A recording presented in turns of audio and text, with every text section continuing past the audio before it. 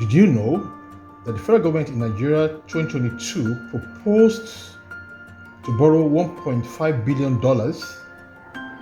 which is 620 billion naira, from the Nigerian Pension Fund?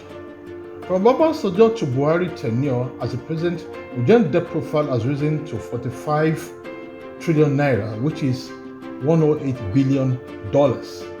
So when we divide the Nigerian population by the money held by the Nigerian government, each one of us resident in Nigeria or doing business in Nigeria is owing 218,447 naira. How do you want to pay your own business?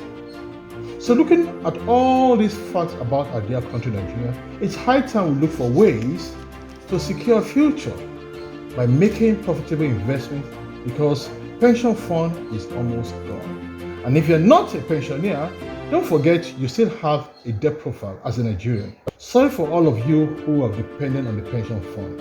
So the solution is to make profitable investments now. I'll be showing you why and how to make profitable investment in the real estate space. So as you know, real estate is the new gold in Nigeria. It never depreciates.